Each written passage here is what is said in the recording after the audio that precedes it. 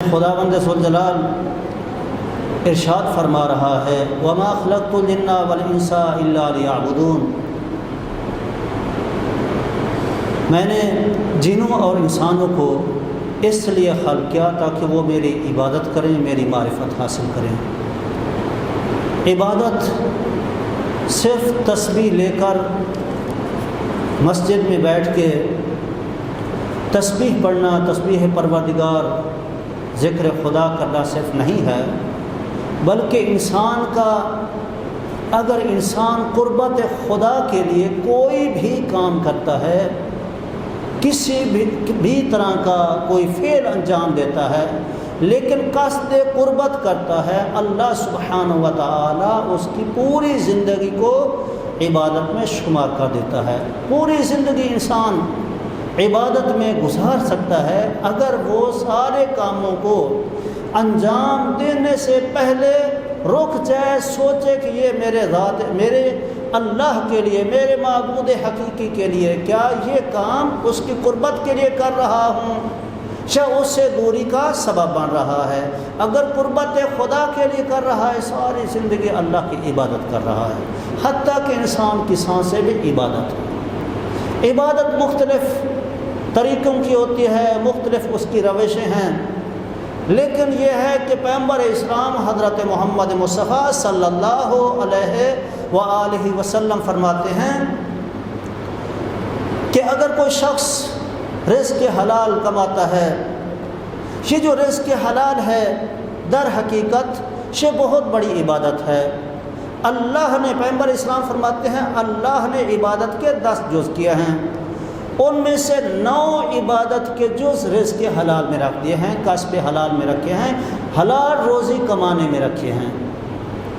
اور کتنے فضائل جو کہ میں بیان کر چکا ہوں، اور بھی بہت سے فضائل ہیں جو کہ رزق حلال سے متعلق ہیں۔ لیکن اگر ایک شخص رزق حلال نہیں کماتا، لقمہ حرام کھاتا ہے، تو پیغمبر اسلام فرماتے ہیں کہ وہ جو لقمہ حرام کھا رہا ہے 40 دن تک دعا قبول نہیں ہوتی، کوئی اس کی عبادت بھی قبول نہیں ہوتی۔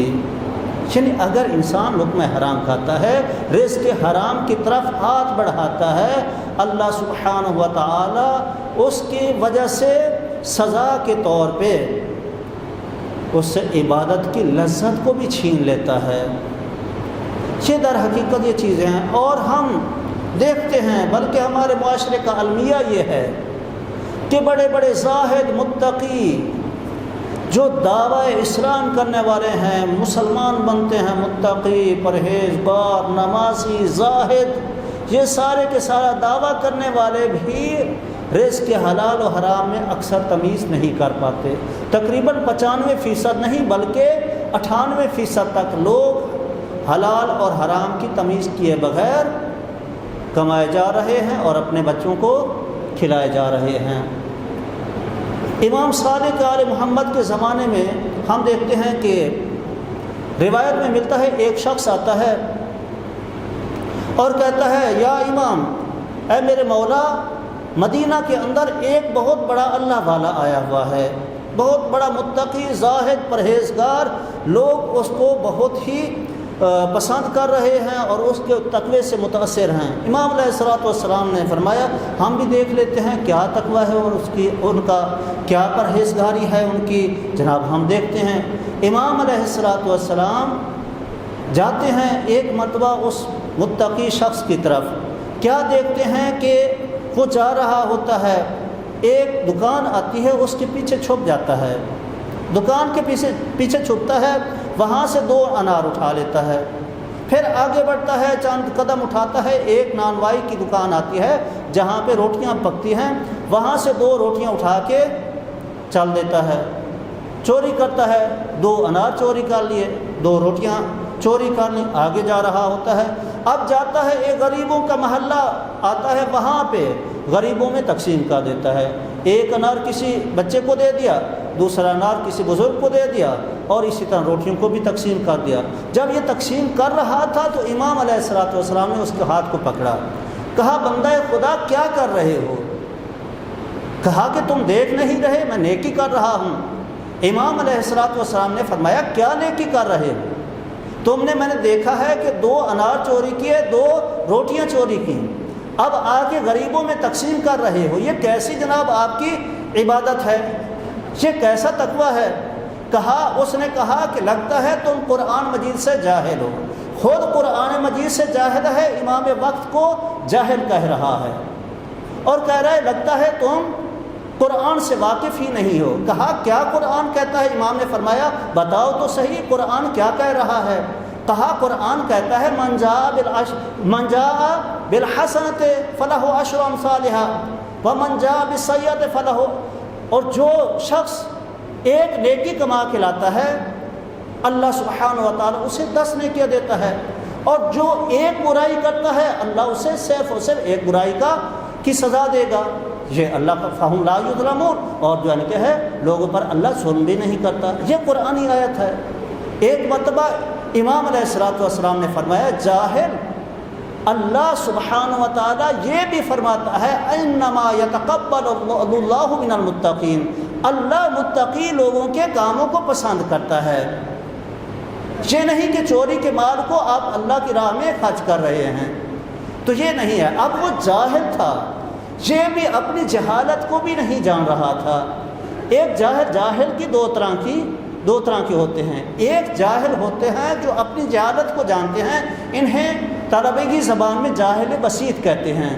اب جاہل بسیط جانتا ہے میں جاہل ہوں، وہ اپنی نادانی کو چونکہ جانتا ہے لہذا وہ علم کی طرف بڑھتا ہے، جہاں سے علم ملتا ہے وہ سیکھ لیتا ہے۔ لیکن جاہل جو ہوتا ہے جاہل مرکب کون ہوتا ہے؟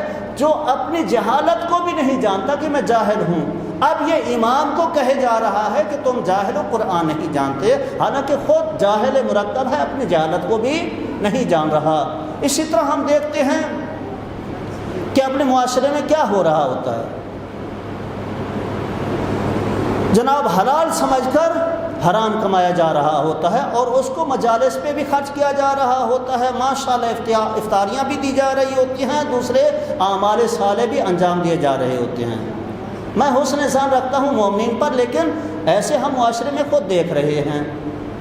کیا ہے؟ وہ سمجھتے ہیں کہ ہمیں نجات مل جائے گی، ہم یہ جو برا کام کر کے لیکن اس سے پیسے کمائے ہیں، حلال اس طرح کریں گے کہ اس کو مجلس کروا دیں، اس سے بڑا جلسہ کرا دیا، ماشاءاللہ واہ واہ بھی ہو جائے گی، دنیا میں بھی واہ واہ ہوگی اور آخرت میں بھی ماشاءاللہ ثواب مل جائے گا۔ امیر المومنین علی علیہ السلام کو پتہ چلتا ہے کہ ایک شخص وہاں پہ ایک شخص ہے جس نے مال حرام کمایا اور ایک مسجد بنا لی، اور مسجد کی ماشاءاللہ بڑی اذانیں ہو رہی ہیں، خوش ہو رہا ہے کہ میں نے مسجد بنا لی، لہذا دنیا میں بھی کامیاب ہو گیا، مال حرام کمایا، ماشاءاللہ زیادہ پیسے ہو گئے، یہاں بھی گھر بہترین بنا لیا، مسجد بھی بنا لیا، اور آخرت میں میری آباد ہوگی۔ امیر المومنین علی علیہ السلام نے اسے خط لکھا اور فرمایا کہ تیری مثال اس شخص کی سی ہے، اس عورت کی سی ہے جو فاحشہ ہے، زانیہ ہے، وہ غلط کاری کر کے، بدکاری کر کے ایک مسجد بناتی ہے، پھر خوشحال ہوتی ہے کہ میں نے مسجد بھی بنا لی، آخرت بھی بنا لی، دنیا بھی سنوار لی۔ تیری بالکل اسی طرح مثال ہے۔ لہذا انسان کو چاہیے کہ سب سے پہلے وہ سوچے تو صحیح جو میں کام کر رہا ہوں اللہ کی رضا اس میں شامل ہے کہ نہیں۔ دیکھیے میں نے بہت سے فوائد بیان کیے، اور بھی بہت سے فوائد رہتے ہیں، نقصانات بھی ہیں، جو کہ رزق حلال نہیں کماتا اس کے نقصانات بھی آپ لوگوں کے سامنے عرض کر چکا ہوں۔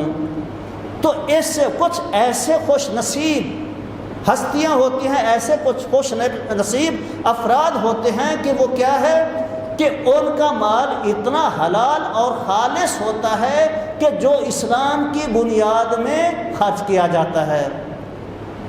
آج کل جناب سیدہ حضرت خدیجہ الکبریٰ کی وفات کا دن ہے۔ ان کا مال ایسا پاک و پاکیزہ تھا کہ جو اسلام کو پالنے کا سبب بنا۔ جناب خدیجہ کا مرتبہ کوئی کم نہیں ہے، ملکۃ العرب تھی، ملکۃ العرب، شہزادی نہیں تھی لیکن ملکۃ العرب کہتے تھے، طاہرہ، پاک و پاکیزہ۔ پورے معاشرے میں عورت کو عزت نہیں دی جا رہی، لیکن جناب سیدہ خدیجہ الکبریٰ کو عزت دی جا رہی ہے۔ اس کا باپ خویلد ساری کی ساری وراثت کو اس کے نام کر دیتا ہے، جناب خدیجہ کے نام کر دیتا ہے۔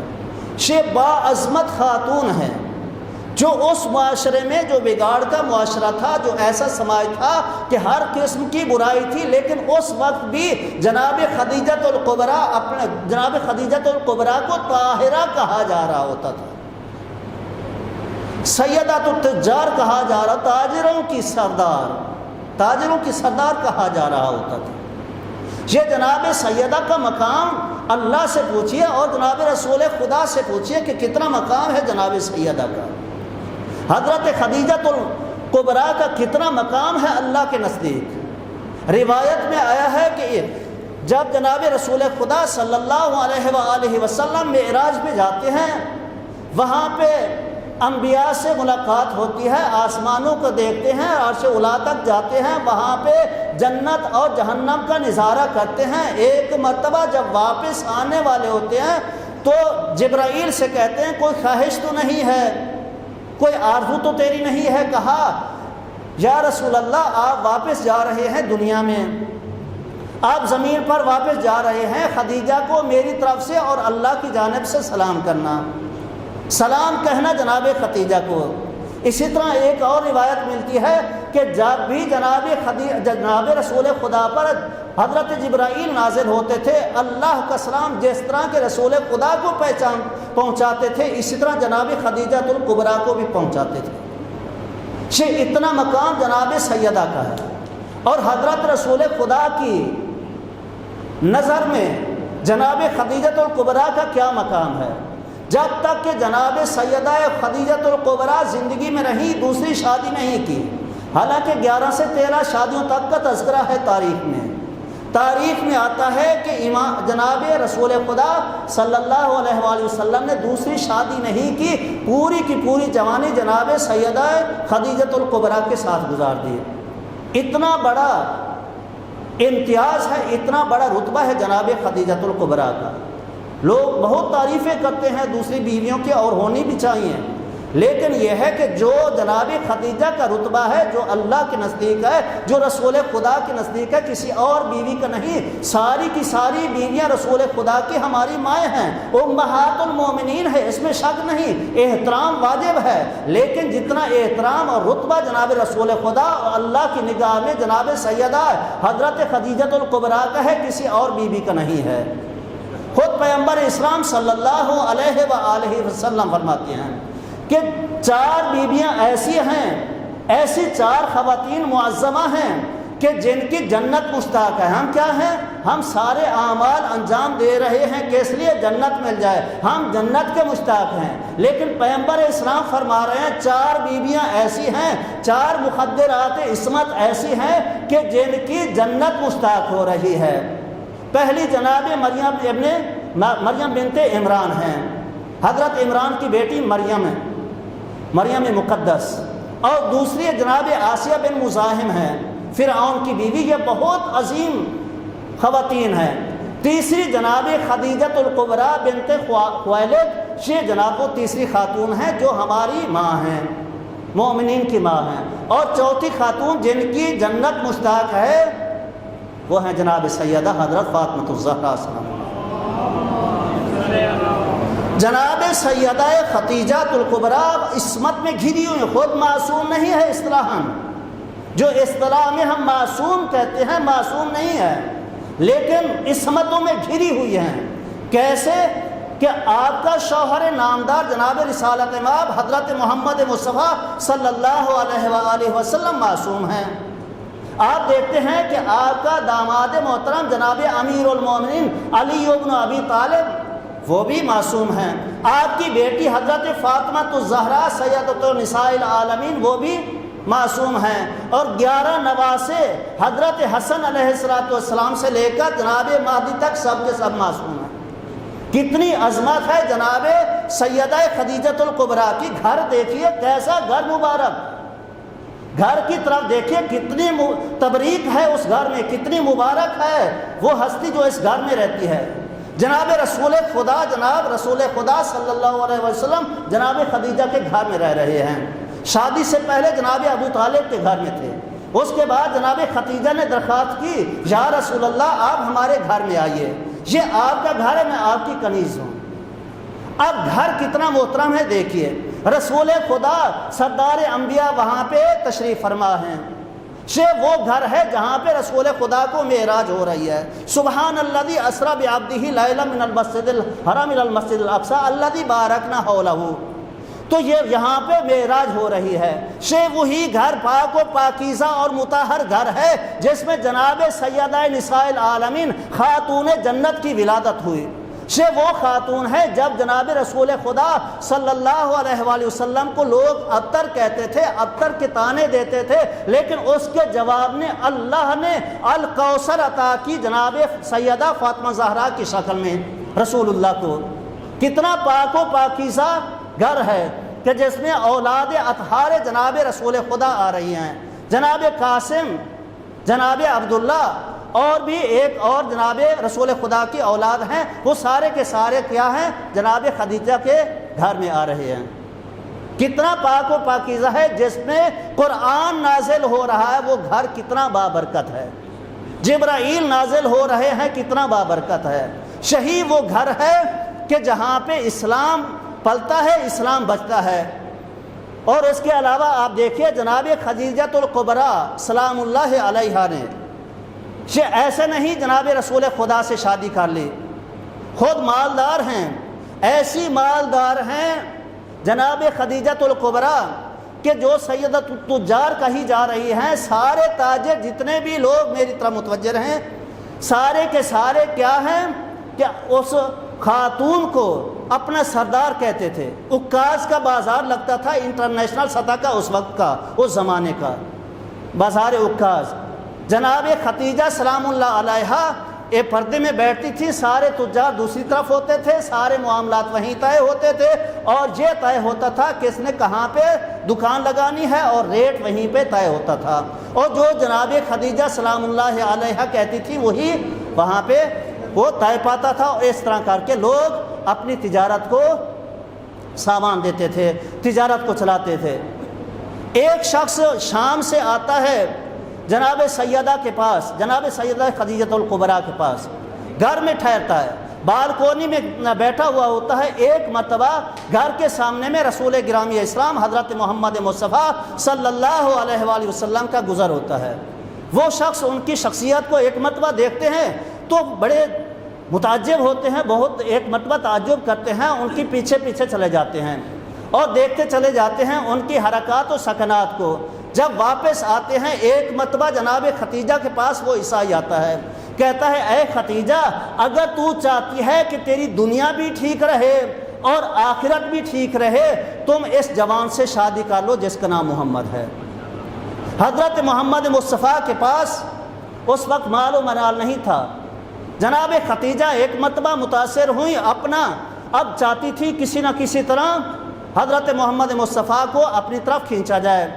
اب کیا کہا کہ ایک پیغام بھیجا، جاؤ اور جا کے پوچھو رسول خدا، جا کے محمد سے پوچھو، یتیم عبداللہ اس وقت کہلاتے تھے، جا کے پوچھو کہ میرے سامان تجارت میں یہ ساتھ لے کر سرداری قبول کرتے ہیں یا نہیں، لے کے یہ قافلہ لے کے جانا چاہتے ہیں یا نہیں۔ جناب رسول خدا نے قبول کیا اور جناب رسول خدا کی سرکردگی میں یہ قافلہ چلا۔ اس وقت قافلہ سال ہر سال چلتا تھا، اور جب سالوں جو یعنی کیا ہے چل کے واپس آتا تھا، مزدور مر چکے ہوتے تھے، کبھی گھاٹا آتا تھا کبھی نفع آتا تھا، لیکن جب پیغمبر اسلام صلی اللہ علیہ وآلہ وسلم جاتے ہیں تو، اور میسرہ غلامی جو بیان کرتا ہے کہ جہاں پہ پیغمبر اسلام جاتے تھے ایک مرتبہ وہاں پہ برکات کا نزول ہوتا تھا، جس خشک درخت کے نیچے جاتے تھے وہاں پہ ان کے پتے سرسبز و شاداب ہو جاتے تھے، پھل آنا شروع ہو جاتے تھے۔ اس طرح کی ساری کرامات جب دیکھی، آگے میسرہ نے جناب خدیجہ الکبریٰ کو بتایا۔ جناب خدیجہ الکبریٰ اب چاہ رہی ہیں کہ جناب رسول خدا سے کسی طرح سے جا کے ان کو اس زواج کا پیغام پہنچائیں، ان کو بتائیں کہ میں آپ سے شادی کرنا چاہتی ہوں۔ ایک بہت ہی معظمہ مقدرہ بی بی ہیں جناب نفیسہ، ان کے ذریعے سے اب جناب پیغام پہنچایا جا رہا ہے رسول خدا کی طرف۔ اب رسول خدا کو جب یہ پیغام جناب نفیسہ لے کے آتی ہیں کہ میں آپ کی شادی کرا دیتی ہوں جناب خدیجہ سے، تو رسول خدا نے اپنے چچا سے اجازت مانگی. رسول خدا نے اجازت دی, کہا میں سردار قریش ہوں, میں قریشیوں کا سردار ہوں, لہذا میں خود جو ان کے حق مہر دوں گا خدیجہ سلام اللہ علیہ کا. جناب رسول خدا صلی اللہ علیہ وسلم کا نکاح پڑھنے والے جناب ابو طالب اور جناب حضرت خدیجہ سلام اللہ علیہ کا نکاح پڑھنے والے ان کے ایک رشتہ دار تھے. اب جناب ابو طالب نے نکاح پڑھا جس میں وحدانیت پروردگار کے علاوہ رسول خدا صلی اللہ علیہ وسلم کے نبوت کا اقرار بھی وہاں پہ موجود ہے. لیکن بدبخت لوگ ایسے ہوتے ہیں جب ابھی وحی نازل ہو نہیں رہی لیکن رسول خدا کی تعریف جناب ابو طالب کی زبان سے جاری ہے کہ یہ نبی ہیں, نبی بننے والے ہیں میرے بھتیجے. اب ان کا کلمہ ڈھونڈا جا رہا ہے.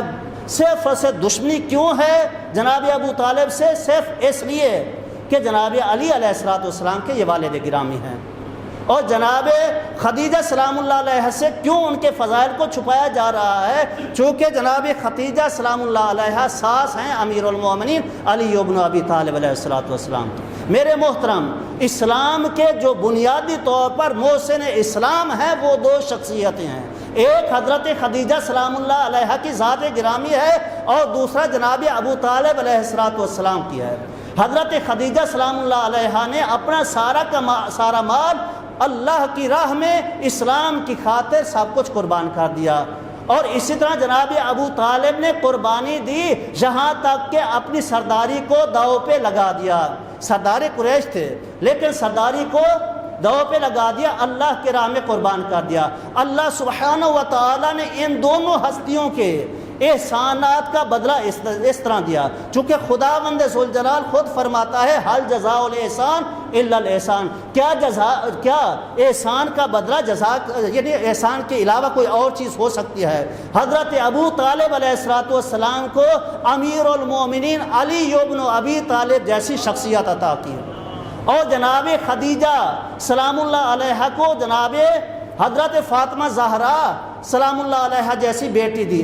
پھر ان دونوں کا نکاح کرایا یخرج منہم اللؤلؤ والمرجان, اور جن سے حسن و حسین جیسے فرزند متولد ہوئے. کیسی بابرکت ہستی ہیں جناب خدیجہ سلام اللہ علیہ کے جو محسن اسلام ہیں. وہ آخر وقت میں شیب ابی طالب میں جب معصور تھے, پتے کھا کھا کر ان کا جسم سبز پڑ چکا تھا.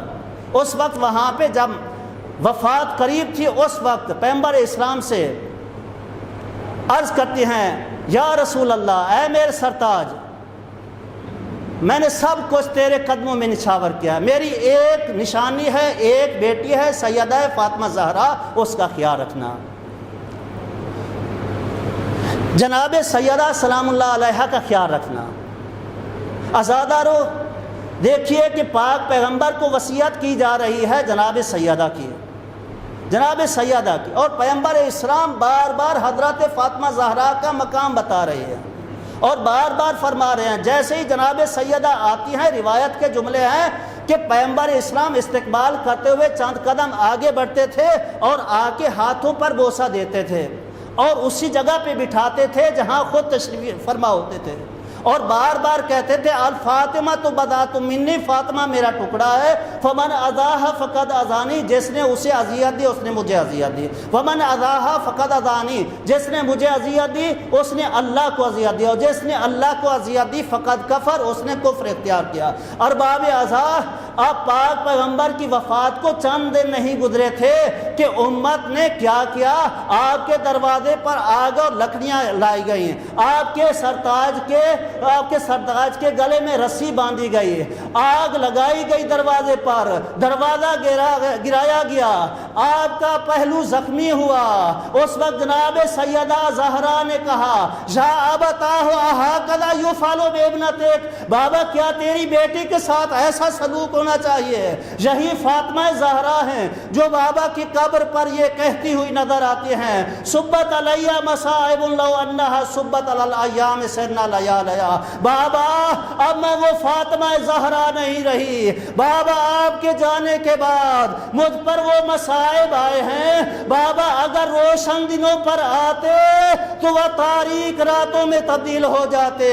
بابا آپ جس دروازے پر آ کر آیت تطہیر کی تلاوت کرتے تھے، اس دروازے کو آگ لگا دی گئی ہے، میرے محسن کو شہید کر دیا گیا ہے۔ الا ولعنۃ اللہ علی الکاذبین فسیعلم الذین ظلموا ای منقلب ینقلبون۔